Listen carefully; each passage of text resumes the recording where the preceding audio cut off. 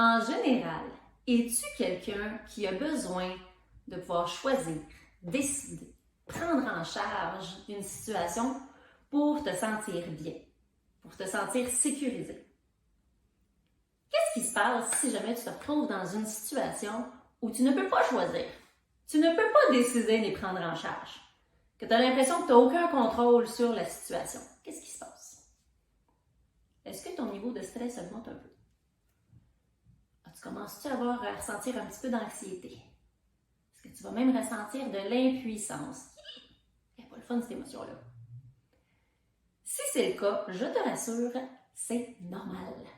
Le contrôle est un des 4 principaux ingrédients du stress. Donc, dans cette vidéo-ci, on va regarder ensemble 4 pistes de réflexion pour t'aider à reprendre le contrôle dans certaines situations et ainsi diminuer ton niveau de stress. Je t'invite à t'abonner à ma chaîne YouTube si ce n'est pas déjà fait. Également à me suivre sur les réseaux sociaux, Facebook, Instagram, LinkedIn au nom de Valérie Roy, psychoéducatrice. Clique j'aime sur ma vidéo pour donner un petit coup de pouce à ma visibilité et en même temps me faire savoir si toi, la notion de contrôle, c'est quelque chose qui est important dans ta vie pour te sécuriser. Tu peux même m'écrire en commentaire dans quelle situation tu as l'impression de vivre le plus d'impuissance et de manquer de contrôle sur ta vie. Je trouve ça toujours intéressant de vous lire. Je suis Valérie Roy, psychoéducatrice spécialisée en santé mentale adulte. J'interviens auprès des adultes afin qu'ils développent des nouvelles capacités d'adaptation pour qu'ils retrouvent un état d'équilibre dans toutes les sphères de leur vie. La première piste de réflexion qu'on va regarder sur la notion de contrôle et du stress est la suivante. Essaye d'identifier dans quelle situation est-ce que c'est le plus important pour toi d'avoir le contrôle? Parce qu'en général, on se rend compte que c'est pas nécessairement partout. Fait que ça, c'est quand même rassurant. Fait que dans quelle situation est-ce que c'est important et essentiel même pour toi de pouvoir décider, choisir, prendre en charge? Y a-t-il des situations où tu te dis comme non, s'il vous plaît, prenez en charge pour moi, s'il vous plaît, débarrassez-moi de cette situation-là, il n'y en a pas de problème, je vous le donne à mon contrôle. Par exemple, choisir qu'est-ce qu'on mange pour souper, ça, c'est important pour toi? Ou au contraire, tu te dis comme oh non, ça, j'aimerais bien ça, que mon conjoint, ma conjointe, elle le prenne un peu plus en charge et je dicte mon contrôle pour cette situation-là. Une fois que tu as ciblé dans quelle situation tu as besoin d'avoir le contrôle pour te sécuriser, sinon tu vis du stress, puis dans quelle situation tu te dis comme ah non, ça, vas-y, prends-la en charge, décide, il n'y en a pas de problème pour moi, ça m'importe peu. Deuxième piste de réflexion pour toi, c'est essayer de comprendre quelle est la différence entre ces situations-là. Pourquoi dans une certaine situation où que tu as besoin d'avoir du contrôle, sinon tu vis beaucoup d'insécurité, beaucoup d'impuissance, et dans l'autre, au contraire, je t'en prie, débarrasse-moi parce qu'à la limite, si c'est moi qui dois décider de prendre en charge, c'est là que ça me donne du stress, c'est là que ça me donne de l'anxiété parce que j'aime pas ça, cette tâche-là. Essaie de comprendre c'est quoi la différence entre les deux. En général, ça va être une question d'enjeu. Qu'est-ce qui se passe dans ta tête si tu n'as pas le contrôle dans cette situation-là? Il y a des exemples classiques où on se dit, par exemple, si tu as un diagnostic d'une maladie grave ou un proche de toi a un diagnostic de maladie grave, y en a-t-il une situation où on vit de l'impuissance et on a l'impression de manquer de contrôle? C'en est une bonne. Ah, effectivement, c'en est une bonne. Donc, en général, on est à la merci du système de santé, on va être à la merci également des recommandations des experts. On a l'impression qu'on n'a pas de contrôle dans cette situation-là et l'enjeu, c'est notre santé ou la santé du proche. Ah, l'enjeu est plus important. Donc, essaie de comprendre ça. Quels sont les enjeux finaux ou la perception que tu te fais de l'enjeu dans les situations où tu n'as pas nécessairement besoin d'avoir du contrôle, que tu es totalement prête à déléguer. Qu'est-ce qui fait que cet enjeu-là, peut-être que finalement, il ne fait pas partie de tes priorités, que ce n'est pas tant important pour toi. Mais que dans d'autres situations où tu as besoin d'avoir le contrôle, l'enjeu est important pour toi. L'enjeu est symbolique. Tu vas apprendre à te connaître également par cet exercice-là. Troisième piste de réflexion. Elle n'est pas facile, celle-là. Il faut y penser. En fait, c'est qu'il faut accepter qu'on ne peut pas avoir le contrôle sur tout. Ouais, pas facile à entendre celle-là, hein? En dépit de tous tes efforts, en dépit de tout ce que tu peux mettre en place à essayer de décider, choisir, prendre en charge, tu ne peux pas avoir le contrôle sur tout. Et même qu'en général, si tu places ton contrôle sur des cibles extérieures à toi, sur lesquelles tu n'as pas littéralement le contrôle, par exemple, si tu essaies de contrôler une autre personne, si tu essaies de contrôler à changer son point de vue, si tu essaies de contrôler une situation, si je reviens à mon exemple de la maladie, tu ne peux pas changer le diagnostic. Donc, si tu t'imposes ou si tu focuses uniquement sur ces éléments-là, tu vas entretenir ton sentiment d'impuissance, ton anxiété va augmenter dans le tapis parce que ton focus n'est pas à la bonne place. Où est-ce que tu peux le placer ton focus? Sur toi-même.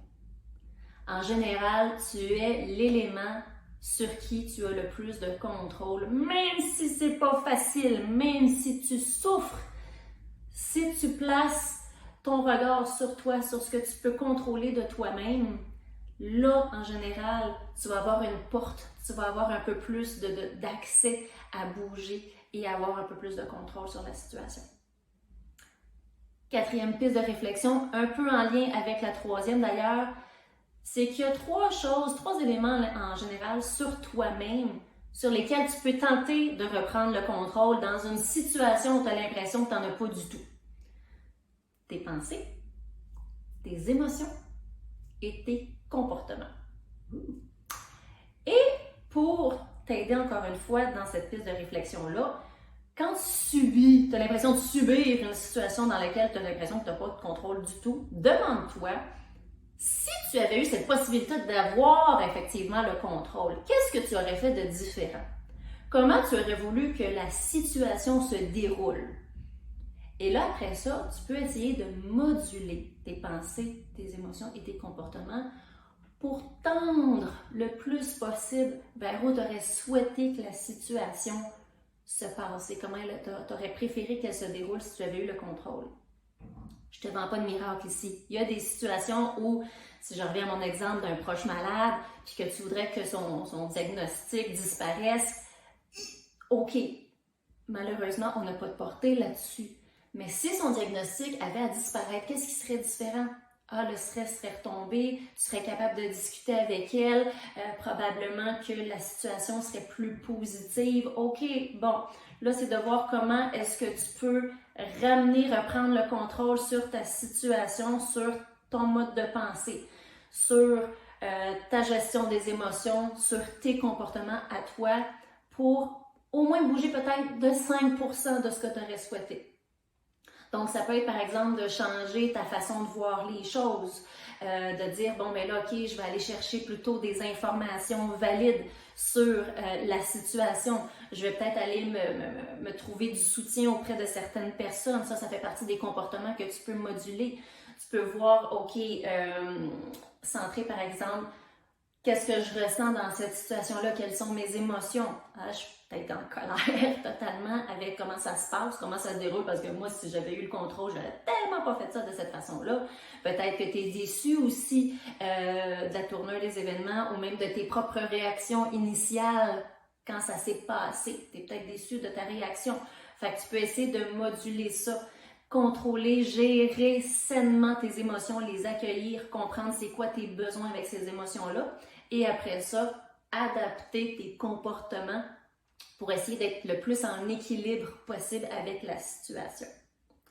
Voilà, petite piste de réflexion pour toi.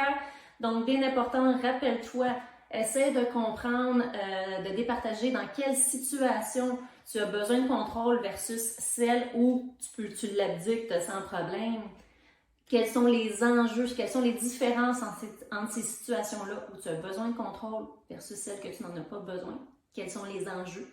Qu'est-ce qui fait que ces enjeux-là sont importants pour toi pour améliorer ta connaissance de toi également? Accepter le fait que tu n'as pas de contrôle sur tout, mais qu'en général, tu as une plus grande prise sur tout ce qui émane de toi. Et les trois éléments qui émanent de toi sur lesquels tu peux tenter de reprendre le contrôle, c'est ta façon de voir la situation, tes pensées, bien gérer tes émotions, les accueillir et bien les gérer, et adapter tes comportements pour essayer de tendre, même si c'est quelques pourcentages seulement, vers la tournure des événements que tu aurais souhaité si tu avais eu le contrôle de la situation. N'oublie pas de cliquer j'aime si ce n'est pas déjà fait, si tu as trouvé ça utile. Écris-moi en commentaire quelle situation est très importante pour toi de garder le contrôle. Puis si tu veux t'amuser, écris-moi également quelles situations pour lesquelles tu abdiques ton contrôle sans aucun problème. Je trouve ça toujours intéressant de vous lire. Sinon, tu peux également m'écrire en commentaire des idées de sujets pour les prochaines vidéos. Donc, à venir, toutes sortes d'autres vidéos encore sur des stratégies sur différents thèmes sur la santé mentale adulte. Et en attendant, je t'invite à aller voir ma vidéo si ce n'est pas déjà fait, comment gérer le stress en ciblant les causes.